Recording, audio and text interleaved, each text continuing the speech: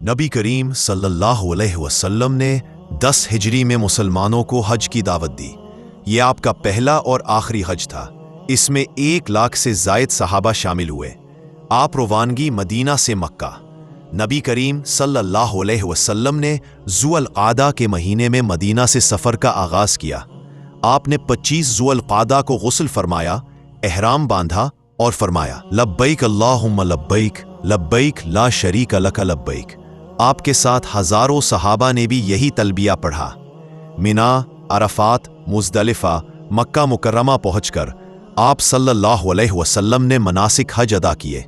8 ज़ुल हज्जा मिना में क़याम, 9 ज़ुल हज्जा मैदान अरफात में तारीख़ी खुतबा हज्जतुल वदा, अय्याम तशरीक़। नबी करीम सल्लल्लाहु अलैहि वसल्लम ने अरफात के मैदान में एक तारीख़ी खुतबा दिया। आपके आबाप आदम एक है, किसी अरब को अजमी पर और किसी अजमी को अरब पर कोई फजीलत नहीं सिवाय तकवा के। लोगों, औरतों के बारे में अल्लाह से डरो, क्योंकि वो तुम्हारे जिम्मे है। मेरे बाद गुमराह न हो जाना कि एक दूसरे की गर्दनें मारो। मैं तुम्हारे दरमियान 2 चीजें छोड़े जा रहा हूं, कुरान और सुन्नत। आखिर में आप सल्लल्लाहु अलैहि वसल्लम ने फरमाया, क्या मैंने पैगाम पहुंचा दिया? सहाबा ने कहा, जी हां। आपने उंगली आसमान की तरफ बुलंद की और फरमाया, अल्लाहुम्मा अशहद, अल्लाहुम्मा अशहद, अल्लाहुम्मा अशहद। हुज्जतुल वदा के बाद ये हज आप सल्लल्लाहु अलैहि वसल्लम की जिंदगी का आखिरी हज था। इसी साल नबी करीम सल्लल्लाहु अलैहि वसल्लम का विसाल हुआ, रबीउल अव्वल हिजरी।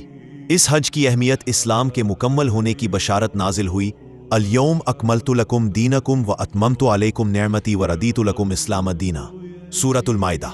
मुसलमानों को इज्तिमाई पैगाम, हुकूक इंसानी, मुसावात, औरतों के हुकूक, सूद की हुर्मत और कुरान व सुन्नत की रहनुमाई दी गई। खुलासा, हुज्जतुल वदा न सिर्फ एक हज था, बल्कि ये इस्लाम का आलमी मंशूर था।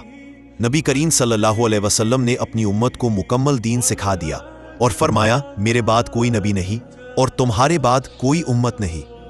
अगर आप चाहते हैं कि ये पैगाम हर मुसलमान तक पहुंचे, तो इस वीडियो को लाजमी शेयर करें, लाइक करें और हमारे चैनल को सब्सक्राइब करना ना भूलें।